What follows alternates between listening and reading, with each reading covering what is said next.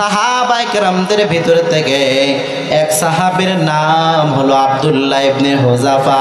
গভীর মনোযোগের কান লাগায় শোনা লাগবে। কি পরিমাণে বেঈমানরা পরীক্ষা করলেন। ওই ওমর রাদিয়াল্লাহু আনহুর জামানার ভিতরে একবার রোম সম্রাটের বিরুদ্ধে যুদ্ধ করার জন্য ওমর রাদিয়াল্লাহু আনহু পরিপূর্ণ নেতা বানিয়ে পাঠিয়ে দিলেন আব্দুল্লাহ ইবনে হুযাফাকে। তার সাথে আরো অসংখ্য সাহাবায়ে কেরামদেরকে পরিপূর্ণ পাঠিয়ে দিলেন। সাহাবায়ে কেরাম তোমরা যাও, ওই রোম সম্রাটের বিরুদ্ধে তোমাদেরকে পরিপূর্ণ যুদ্ধ করা লাগবে। রোম সম্রাটের বাদশা সেও পরিপূর্ণ প্রস্তুতি হয়ে গেল। সাহাবায়ে কেরামদের বিরুদ্ধে যুদ্ধ করা লাগবে। সাহাবায়ে কেরামদের বিরুদ্ধে যুদ্ধ করার জন্য তার সৈন্যবাহিনী তৈরি করে ফেলল। অপরদিকে ওমর রাদিয়াল্লাহু আনহু সেও কিন্তু ওই আব্দুল্লাহ ইবনে হুযাফাকে প্রতিনিধি বানিয়ে রোম সম্রাটের বিরুদ্ধে যুদ্ধ করার জন্য পরিপূর্ণ প্রস্তুত হয়ে গেল। এবার আব্দুল্লাহ ইবনে হুযাফা তার নেতৃত্বে রোম সম্রাটের বিরুদ্ধে যুদ্ধ করার জন্য সাহাবায়ে কেরাম রওনা করলেন। অপরদিকে আব্দুল্লাহ ইবনে হুযাফা তার সৈন্যরা পরিপূর্ণ রওনা করলেন। এবার রোম সম্রাটের বাদশা বেঈমান তার সৈন্যবাহিনী তাদেরকে পরিপূর্ণ পাঠিয়ে দিলেন। ওই যাও যাও, সাহাবায়ে কেরামদের বিরুদ্ধে পরিপূর্ণ যুদ্ধ তোমাদেরকে করা লাগবে। তবে একটা মেসেজ আমার হলো, একটা মেসেজ খুব গুরুত্বপূর্ণ মেসেজ। যশোরের মানুষ গভীর মনোযোগের কান লাগায় শোনা লাগবে। যশোর নওপাড়া এলাকার মানুষ গভীর মনোযোগের কান লাগায় শোনা লাগবে। কোনো উল্টা পাল্টা বানানো কিস্সা কাহিনী বলা আমার উদ্দেশ্য না। সাহাবায়ে কেরামদের ঘটনা থেকে বান্দা পরিপূর্ণ আমাদের শিক্ষা গ্রহণ করা লাগবে।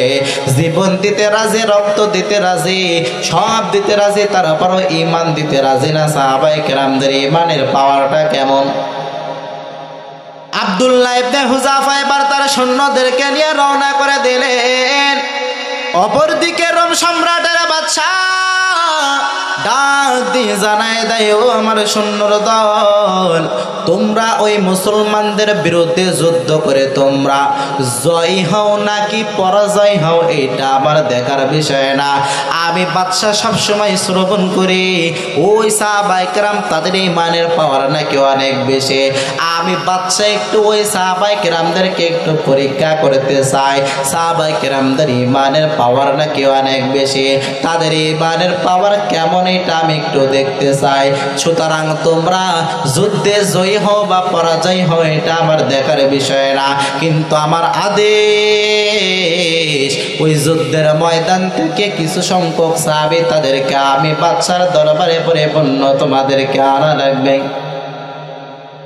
কিছু সংখ্যক সাহাবী আমি বাদশার দরবারে হাজির করাবা। আমি বাদশা পরীক্ষা করব ওই সাহাবায়ে কেরাম তাদের ঈমানের পাওয়ার কেমন এটা আমি পরিপূর্ণ পরীক্ষা করব। এরপরে ওই রোম সম্রাটের বাদশা তার সৈন্যরা রওনা করলেন। অপরদিকে আব্দুল্লাহ ইবনে হুযাফা তার প্রতিনিধি দল বাহিনী তাদেরকে নিয়ে রওনা করলেন। যুদ্ধের মধ্যখান থেকে কিছু সংখ্যক সাহাবী তাদেরকে আটক করে করে করে করে করে ওই রোম সম্রাটের বিরুদ্ধে যারা যুদ্ধ করতে গিয়েছিল সাহাবীরা তাদেরকে আটক করে করে করে করে করে করে রোম সম্রাটের বাদশার দিকে রওনা করলেন। রোম সম্রাটের রাজ্যের সামনে হাজির করার পর রোম সম্রাটকে ডাক দিয়ে জানায় দিল, এই বাদশা সাহেব, আপনি যে আমাদেরকে বলেছিলেন যুদ্ধেই তোমরা জয়ী হও নাকি পরাজয় হয় এটা দেখার বিষয় না। কিছু সংখ্যক সাহাবী তাদেরকে আমি বাদশার দরবারে তোমরা আটক করে আনবা। বাদশা, আমরা কিছু সাহাবীদের আটক করে এনেছি, আপনি একটু দেখেন। বাদশা, আপনি যদি অনুমতি দেন তাহলে আপনার দরবারের ভিতরে আমরা ওই সাহাবীদেরকে ধরে ধরে আনব। বাদশা পরিপূর্ণ অনুমতি দিয়ে দিলেন।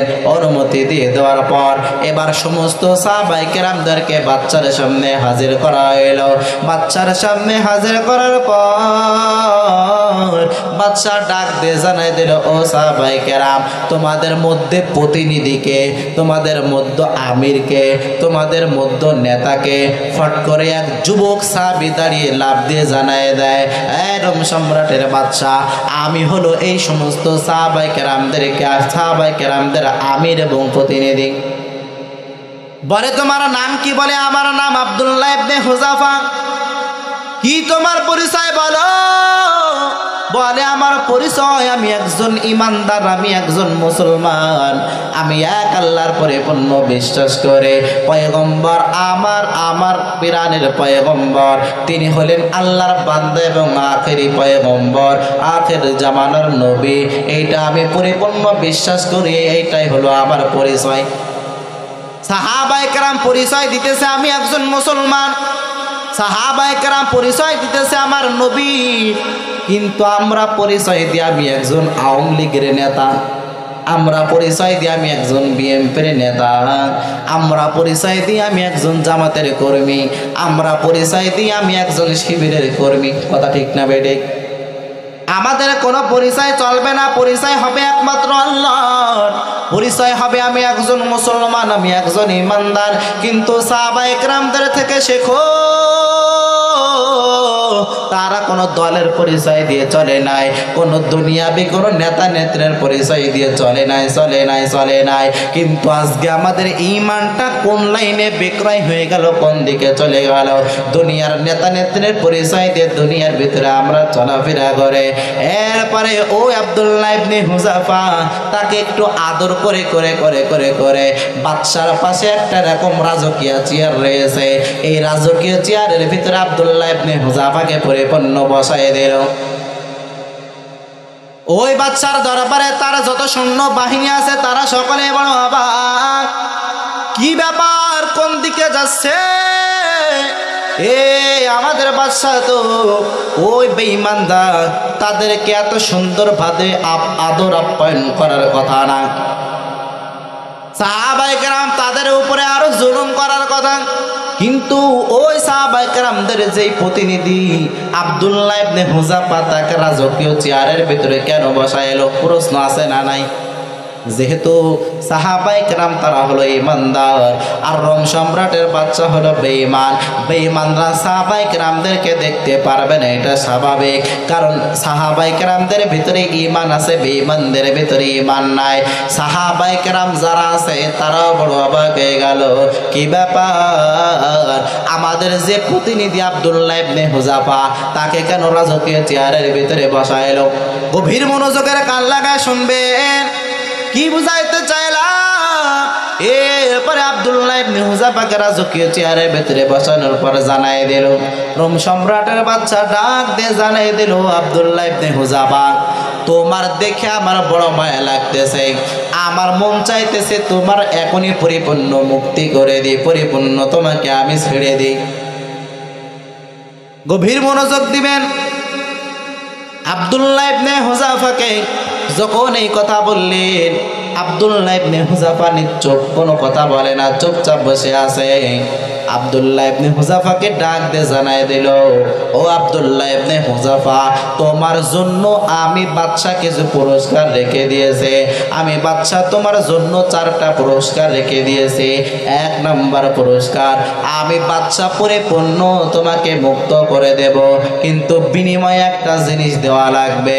ও আব্দুল্লাহ ইবনে হুযাফা, যদি তুমি আমাকে একটা জিনিস দিতে পারো, তাহলে আমি এর থেকে বড় বড় বড় বড় আরো 4টা পুরস্কার তোমাকে পরিপূর্ণ দিয়ে দেব।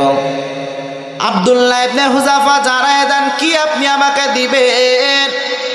রোম সম্রাটের বাদশা ডাক দিয়ে বলে, ও আব্দুল্লাহ ইবনে হুযাফা, যদি তুমি আমাকে একটা জিনিস দিতে পারো, আমি 4টা জিনিস তোমাকে দিয়ে দেব। 4টা জিনিসের ভিতরে 1 নম্বরে আমি পরিপূর্ণ আমার হাত থেকে তোমাকে আমি মুক্তি করে দেব, এটা হলো 1 নম্বর পুরস্কার। 2 নম্বর পুরস্কার হলো, এই যে রোম সম্রাটের যে বড় রাজ্য দেখতেছো, এই রাজ্যের অর্ধেকের মালিক আমি তোমাকে পরিপূর্ণ বানায় দেব।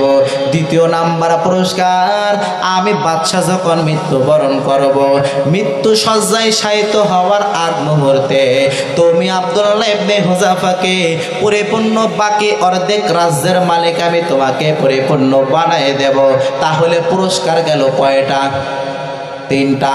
1 নম্বর পুরস্কার, পরিপূর্ণ আমার হাত থেকে তোমাকে বন্দি করে দেব।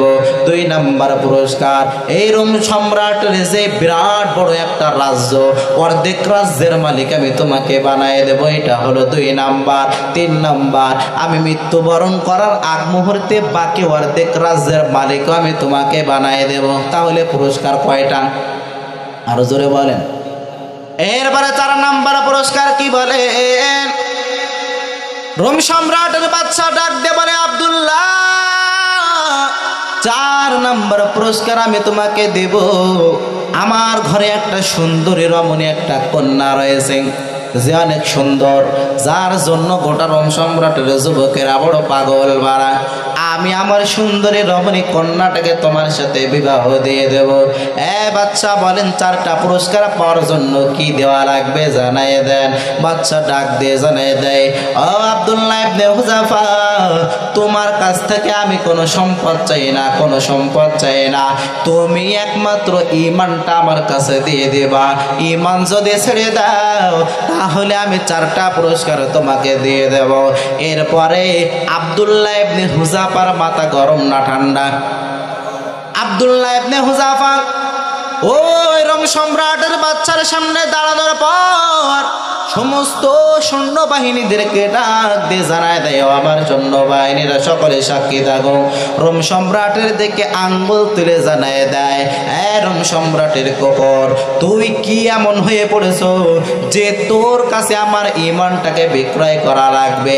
যে 4টা পুরস্কার তুই আমাকে দান করবে, আমার ঈমানের পাওয়ার তো এতটুক না, আমার ঈমানের দাম তো এতটুক না। আমার ঈমানের পাওয়ার এমন, তুই গোটা রোম সম্রাটের রাজ্য আমার দিলে আমি ঈমান দেব নাকি?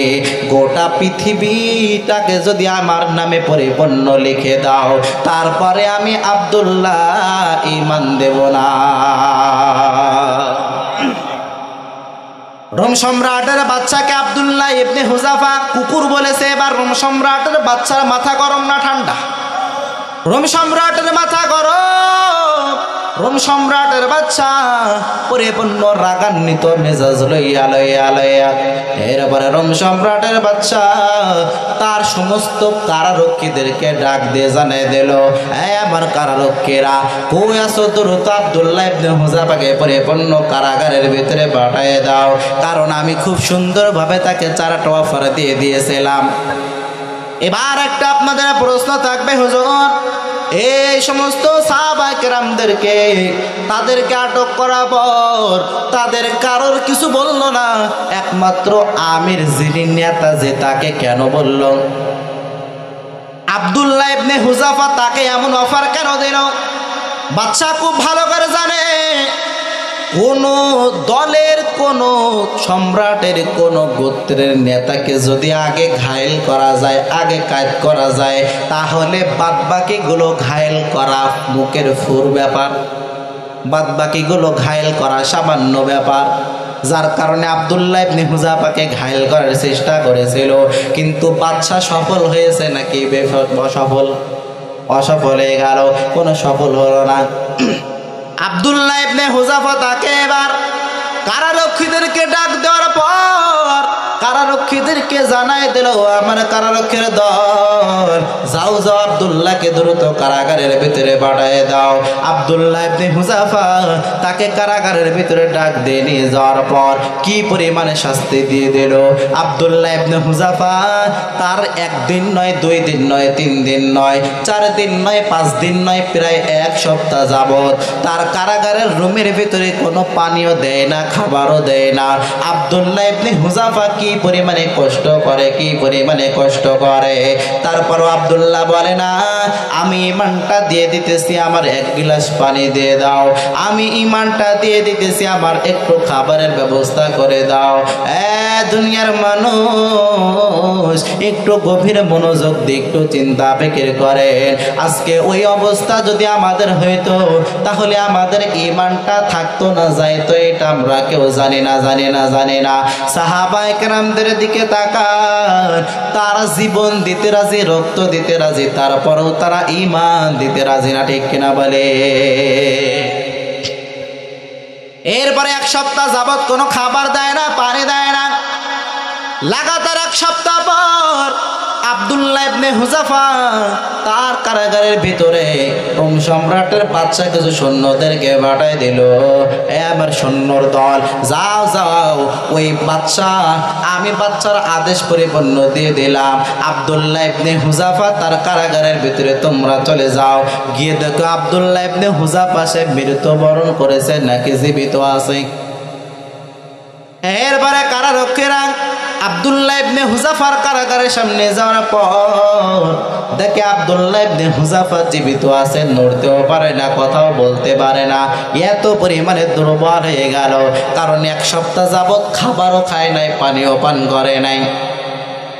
কি পরিমাণে নির্যাতন করলো বাংলার জমিনের ভিতরে আমরা দেখলাম। জালেম ক্ষমতা পাওয়ার পর কি পরিমাণে মানুষের উপরে অত্যাচার আর জুলুম করলো, আয়না ঘরের মতো জঘন্য ঘরও বানাইলো, ঠিক কিনা? তাহলে কি পরিমাণে অত্যাচার আর জুলুম করলো। ঠিক তেমনই ওই আব্দুল্লাহ ইবনে হুযাফার উপরে অনেক ধরনের অত্যাচার করা হয়েছে, জুলুম করা হয়েছে। এক সপ্তাহ যাবৎ কোনো পানিও দেয় নাই, খাবারও দেয় নাই। আব্দুল্লাহ ইবনে হুযাফা শরীর সুস্থ নাকি অসুস্থ? মারাত্মক অসুস্থ হয়ে গেল, মারাত্মক দুর্বল হয়ে গেল। আব্দুল্লাহ ইবনে হুযাফার দিকে তাকায় কারারক্ষী মনে মনে চিন্তা করলো, আব্দুল্লাহ ইবনে হুযাফা মনে হয় আর বেশি সময় বাঁচবে না। কারারক্ষী এবার রোম সম্রাটের বাদশার দরবারে যাওয়ার পর ডাক দে বলে, বাদশা, আব্দুল্লাহ ইবনে হুযাফার দরবারে আমরা গিয়েছিলাম, তার কারাগারের ভিতরে আমরা গিয়ে দেখলাম আব্দুল্লাহ ইবনে হুযাফা তার অবস্থা খুব মারাত্মক অবস্থা, তার কঠিন অবস্থা। তার সামনে যদি আপনি পানি এবং খাবার না দেন তাহলে মনে হয় কিছু সময়ের ভিতরে সে মৃত্যুবরণ করতে পারে। রোম সম্রাটের বাদশা তো একেবারে ডাইরেক্ট কতল করবে না, ডাইরেক্ট মৃত্যু দেবে না, ডাইরেক্ট তাকে মারবে না, বরঞ্চ তাকে ধুকে ধুকে ধুকে ধুকে কষ্ট দিয়ে দিয়ে দেখবে সেই ঈমানটাকে ছাড়ে কিনা, সেই ঈমানটাকে পরিপূর্ণ বিক্রয় করে দেয় কিনা। যার কারণে আব্দুল্লাহ ইবনে হুযাফা কারাগারের ভিতরে এমত অবস্থায় পরিপূর্ণ কষ্ট করতেছে। রোম সম্রাটের বাদশা ডাক দিয়ে জানাই দিল, ও আমার কারারক্ষীরা, যাও যাও আমার দরবার থেকে কিছু মদ মিশ্রিত পানি নিয়ে যাও এবং দ্বিতীয় নাম্বারে কিছু শুকরের মাংস নিয়ে যাও, গিয়ে এবার আব্দুল্লাহ ইবনে হুযাফাকে পরিপূর্ণ খাইতে দাও। মদ মিশ্রিত পানি হালাল না হারাম? আর জোরে বলেন, শুকরের মাংস হালাল নাকি হারাম? হালাল খাবার না দিয়ে হারাম খাবার কেন দিল? একটাই মাত্র উদ্দেশ্য, ওই রোম সম্রাটের বাদশা খুব ভালো করে জানে কোন মুসলমান ইমানদাররা যখন হারাম খাবার খায় তখন তাদের ঈমানটা নষ্ট হয়ে যায়, তখন তাদের ঈমানটা দুর্বল হয়ে যায়, তখন তাদের ঈমানের পাওয়ারটা কমে যায়। যার কারণে আব্দুল্লাহ ইবনে হুযাফার ওই কারাগারের ভিতরে এক হলো মদ মিশ্রিত পানি দিয়ে দিল, দুই নম্বরে শুকরের মাংস দিয়ে দিল। এবার কারারক্ষী আব্দুল্লাহ ইবনে হুযাফার সামনে যাওয়ার পর ডাক দিয়ে বলে, আব্দুল্লাহ ইবনে হুযাফা, ও রোম সম্রাটের বাদশা আপনার দরবারে কিছু খাবার পাঠাইছে, কিছু পানি পাঠাইছে, এইটা হলো মদ মিশ্রিত পানি আর এইটা হলো শুকরের মাংস। আব্দুল্লাহ ইবনে হুযাফার মাথা গিয়েছে বড্ড গরম হয়ে, এতদিন ধরে আমি না খেয়ে রয়েছি, আমি তো তোর কাছে কোনো খাবার চাই নাই, কিন্তু তাই বলে তুই আমার সামনে হারাম খাবার কেন আনলে? আব্দুল্লাহ ইবনে হুযাফা মদ মিশ্রিত পানি এবং শুকরের মাংসটাকে এমন ভাবে লাথি মেরে দিল, আব্দুল্লাহ ইবনে হুযাফা এমন লাথি মেরে দিল, মদ মিশ্রিত পানি এবং শুকরের মাংস অনেক দূরে ছিটকে গিয়ে পড়ল। কারারক্ষী এবার ভয় পেয়ে গেল যে আব্দুল্লাহ ইবনে হুযাফা কোনো নড়ার শক্তি ছিল না, কোনো কথা বলার শক্তি ছিল না, কিন্তু এখন এত পাওয়ার এত শক্তি কেমনে আসলো? বেঈমানরা তো জানে না, বেঈমানরা তো এটা ভালো করে জানে না যে মুসলমানদের তাদের যত লাইনে কষ্ট দেখ না কেন, ইমানদারদেরকে যেভাবে কষ্ট দেখ না কেন, যেভাবে তাদের উপরে অত্যাচার আর জুলুম করা হোক না কেন, মুসলমানদের যতই অত্যাচার করা হোক তারা শারীরিক লাইনে দুর্বল হইতে পারে, কিন্তু ইমানের লাইনে ইমানদাররা দুর্বল হয় না। ঠিক কিনা বলো? এরপরে আব্দুল্লাহ ইবনে হুযাফা মদ মিশ্রিত পানি এবং শুকরের মাংসকে লাথি মারার পর কারারক্ষী এবার বাদশার দরবারে যাওয়ার পর বলে, ও রোম সম্রাটের বাদশা, আব্দুল্লাহ ইবনে হুযাফার দরবারে আমরা এই মদ মিশ্রিত পানি এবং শুকরের মাংস নিয়ে গিয়েছিলাম, কিন্তু সে শুকরের মাংস খায় নাই, মদ মিশ্রিত পানিও পান করে নাই, বরং সেটাকে লাথি মেরে ছিটকে ফেলে দিয়েছে। এবার বাদশার মাথা গরম না ঠান্ডা? হ্যাঁ, বাদশার মাথা বড় গরম। রোম সম্রাটের বাদশা কারারক্ষীদেরকে ডাক দিয়ে জানাই দেয়, যাও যাও ওই আব্দুল্লাহ ইবনে হুযাফাকে আবার দরবারে নিয়ে আসো, আমার দরবারে নিয়ে আসো। কারারক্ষীরা এবার আব্দুল্লাহ ইবনে হুযাফাকে টানতে টানতে টানতে টানতে নিয়ে আসে।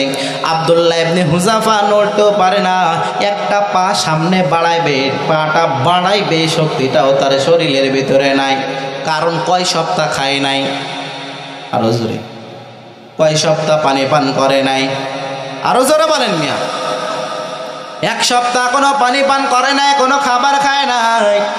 এই আব্দুল্লাহ ইবনে হুযাফা ওই কারারক্ষীদের শরীরের উপরে ভর দিয়ে দিয়ে দিয়ে দিয়ে ওই বাচ্চার সামনে যখন হাজির হইল, বাচ্চার মেজাজটা বড্ড গরম হয়ে গেল। আব্দুল্লাহ ইবনে হুযাফা, তোর ইমানের পাওয়ার কতটুক আমি আজকে শেষ দেখা দেখে ছাড়ব। এরপরে আব্দুল্লাহ ইবনে হুযাফার সামনে রোম সম্রাটের বাদশা সমস্ত কারারক্ষীদেরকে ডাক দিয়ে জানায় দিল, আমার কারারক্ষীরা, যাও যাও এই কারাগার থেকে কিছু সংখ্যক সাহাবীদেরকে আমি বাদশার দরবারে হাজির করো, আর একটা কড়াইয়ের ভিতরে গরম তেলের ব্যবস্থা করো। গরম তেলের ব্যবস্থা করলো কারারক্ষীরা। ওই গরম তেলের ভিতরে এক আল্লাহর বান্দাকে পরিপূর্ণ ছেড়ে দিল। ছেড়ে দেওয়ার পরে তেলের ভিতরে কেমন যেন পুড়ে ছাই ছাই হয়ে যাইতেছে, পুড়ে পরিপূর্ণ ভুনা হয়ে যাইতেছে। আব্দুল্লাহ ইবনে হুযাফা এইটা দেখতেছে আর চোখের পানি টপ টপ টপ টপ করে পড়তেছে। ওই রোম সম্রাটের বাদশা ডাক দিয়ে জানাই দিল, আব্দুল্লাহ ইবনে হুযাফা, এবার বুঝি ভয় পাইছো? তোমরা যে বলো তোমাদের ইমানের পাওয়ার নাকি অনেক বেশি, জীবনটা দিয়ে হলো ইমানটাকে নাকি তুমি রক্ষা করবা, কিন্তু আজকে তোমার সামনে তোমার এক ভাইকে তেলের ভিতরে ছেড়ে দিলাম, সামান্য এতটুক দেখে তুমি কেন কান্না করতেছো, কেন কান্না করতেছো? এরপরে আব্দুল্লাহ ইবনে হুযাফা রোম সম্রাটের বাদশাকে ডাক দিয়ে বলে, বাদশা, আমি তো এই তেলের ভিতরে এই আমার এক ভাইকে ছেড়ে দিয়েছেন, এই ভয়টা আমি কান্না করতেছি, বিষয়টা এমন না, তবে তুমি কি জন্য কান্না করতেছো জানায় দাও।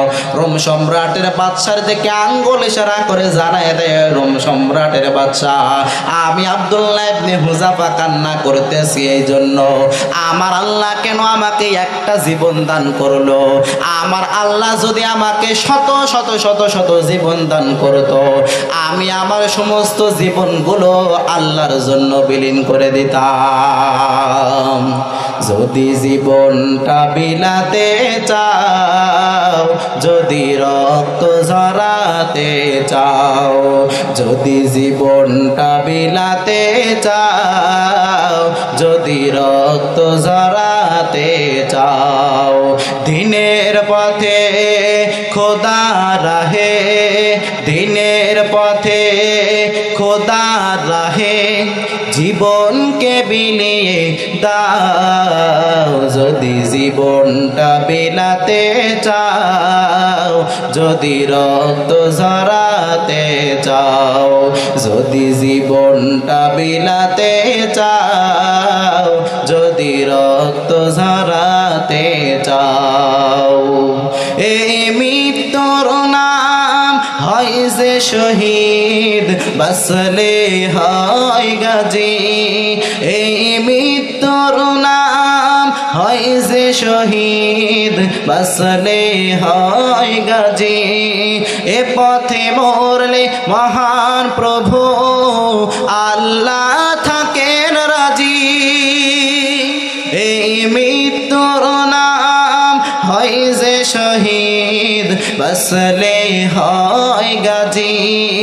এ পথে মরলে মহান প্রভু আল্লাহ থাকেন রাজি। তাই ময়দানেতে ছুটে এসো, ময়দানেতে ছুটে এসো, শহীদি খিতাবটা নাও। যদি জীবনটা বিলাতে চাও, যদি রক্ত ঝরাতে চাও, যদি জীবনটা বিলাতে চাও, যদি রক্ত ঝরাতে চাও। ওই ঘরের কোণে বসে মরার দাম তো নাই কোনো, খানকা ছেড়ে বাইরে এসো, বাতিলকে আঘাত আনো। ওই ঘরের কোণে বসে মরার দাম তো নাই কোনো, খানকা ছেড়ে বাইরে এসো, বাতিলকে আঘাত আনো। তাই ময়দানেতে ছুটে এসো, শহীদি খিতাবটা নাও। যদি জীবনটা বিলাতে চাও, যদি রক্ত ঝরাতে চাও, যদি জীবনটা বিলাতে চাও, যদি রক্ত ঝরাতে চাও। জীবন বিলানো লাগবে একজনের জন্য, তিনি কে? যদি রক্ত দিতে হয় তাহলে একজনের জন্য দেবে, তিনি কে? যদি আমাদের জান মাল সব কিছু ব্যয় করতে হয় একজনের জন্যই কেবলই ব্যয় করব, তিনি আমার আল্লাহ। তাহলে এখান থেকে আমাদের শিক্ষা গ্রহণ করা লাগবে যে আব্দুল্লাহ ইবনে হুযাফা তিনি জীবনের বিনিময়ে হলেও তার ঈমানটাকে বিক্রয় করে নাই। আব্দুল্লাহ ইবনে হুযাফাকে রোম সম্রাটের বাদশা কয়টা অফার দিয়েছিল? 4টা অফার দিয়েছিল। 4টা অফারের ভিতরে কোনো অফার কি কমা? আরো জোরে বলেন। আচ্ছা বুঝলাম 3টা কমা। 4 নাম্বার, রোম সম্রাটের সুন্দরী কন্যা পাবে, রোম সম্রাটের বাদশা হবে, এটা কে না চায় বলেন? এই যুবক ভাইয়েরা, আপনারা যদি এরকম অফার পাইতেন কি করতেন? হ্যাঁ, ঈমানটা ছেড়ে দিয়ে রোম সম্রাটের বাচ্চার মেয়ে নেওয়ার জন্য পাগল হয়ে যাইতেন। কথা সত্য না মিথ্যা? তাহলে দেখেন সাহাবায়ে কেরাম তারা রোম সম্রাটের বাচ্চার মেয়ের লোভে পড়ে নাই। গোটা রোম সম্রাট কি আপনাদের যশোর জেলার মতো মনে করছেন? অনেক বড় রোম সম্রাট। সে রোম সম্রাটের অর্ধেকের মালিক পরিপূর্ণ বানিয়ে দেবে নগদ, এবং বাচ্চা মৃত্যুবরণ করার আগে পুরো রোম সম্রাটের বাচ্চা পরিপূর্ণ তাকে দায়িত্ব দিয়ে দেবে। কত অফার তাকে দিয়ে দিল, কিন্তু কোনো অফার সে গ্রহণ করলো না। একমাত্র ঈমানটা কি বলল?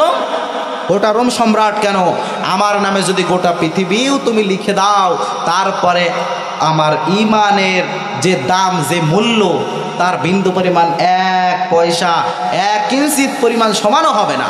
তাহলে ঈমানের দাম কম নাকি বেশি? আরো জোরে বলেন। ঈমানের দাম অনেক বেশি।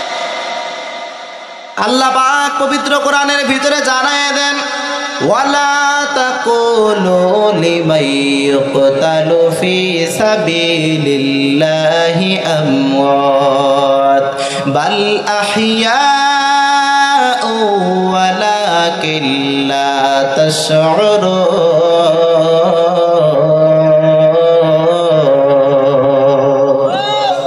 আল্লাহ পাক জানায় দেন, যারা আমি আল্লাহর জন্য জীবন দেয়, ওয়ালা তাকুলু লিমান ইয়াকতালু ফি সাবিলিল্লাহি আমওয়াত, যারা দলের জন্য জীবন দেয় না, কোন নেতা নেত্রীর জন্য জীবন দেয় না, রক্ত কোন দলের জন্য ঝরায় না, কোন নেতা নেত্রীর জন্য রক্ত ঝরায় না, একমাত্র আমি আল্লাহর জন্য যারা জীবন দেয়, ওয়ালা তাকুলু লিমান ইয়াকতালু ফি সাবিলিল্লাহ, একমাত্র আল্লাহর পথে যারা জীবন দেয়, একমাত্র আল্লাহর পথে যারা শাহাদাত বরণ করে, তাদের দাম হলো অনেক অনেক অনেক।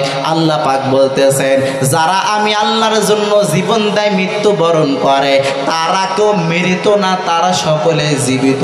বাল আহিয়া ওয়ালাকিন লা তাশউরুন, তারা সকলে জীবিত, কিন্তু মানুষ তোমরা এইটা অনুভব করতে পারো না। তাহলে শহীদি মৃত্যুর দাম অনেক। সাহাবায়ে কেরাম সব সময় কামনা করতেন, কিভাবে আমি শহীদে মৃত্যুবরণ হব, কিভাবে আমি শাহাদাত বরণ করব। সাহাবায়ে কেরামদের ঘটনা থেকে বান্দা পরিপূর্ণ শিক্ষা গ্রহণ করা লাগবে। কারণ সাহাবায়ে কেরামরা খুব ভালো করে জানে, জীবনটা যদি পরিপূর্ণ ইসলামের জন্য বিলীন করতে পারে, তাদের জীবনটা যদি আল্লাহর জন্য বিলীন করতে পারে, তাহলে তার অনেক মূল্য, অনেক মূল্য, অনেক মূল্য। কারণ পয়গম্বর আরবি সাল্লাল্লাহু আলাইহি ওয়া আলিহি সাল্লাম জানায় দেন, ক্বালান নবী সাল্লাল্লাহু আলাইহি ওয়াসাল্লাম, লা ইয়াজিদু শাহীদ মিন আলামিল কতলি ইল্লা লামসাল করসা, আও কামা ক্বালান নবী আলাইহি সালাতু পয়গম্বর জানায় দেন, লা ইয়াজিদু শাহীদ মিন আলামিল কতলি ইল্লা লামসাল করসা। পয়গম্বর জানায় দেন, জমিনের ভিতরে যারা আল্লাহর জন্য জীবন দেয়, যারা শাহাদাত বরণ করে, যদিও তোমরা মানুষ দেখতেছো শাহাদাত বরণ করতেছে, পরিপূর্ণ কল্লাটা জড়ায় দিতেছে, পরিপূর্ণ তার দেহটা কয়েক খণ্ড খণ্ড খণ্ড খণ্ড করে দিতেছে, কিন্তু যে শাহাদাত বরণ করে, তার কাছে এই কষ্টটা কেমন মনে হয় জানোনি? লা ইয়াজিদু শাহীদ মিন আলামিল কতলি ইল্লা লামসাল করসা। হাদিসের ভিতরে পয়গম্বর জানায় দেন, যে শহীদ হয়, যত কষ্টই তাকে দেওয়া হোক না কেন, সে মনে করে আমার শরীরে একটা পিঁপড়ায় কামড় দিয়েছে। সুবহানাল্লাহ বলবেন না? যতই কষ্ট হোক না কেন, সে বড় বড় কষ্ট অনুভব করে না, তার এতটুকু কষ্ট হয়, শরীরে একটা লাল পিঁপড়ায় কামড় দিলে যতটুকু কষ্ট হয়, যতটুকু জ্বলে, যতটুকু কষ্ট অনুভব করে, কেউ যদি আল্লাহর জন্য শাহাদাত বরণ করে, সে সামান্য ততটুকু শাস্তি পায়, ততটুকু কষ্ট পায়। সুবহানাল্লাহ বাড়ি যাবে না?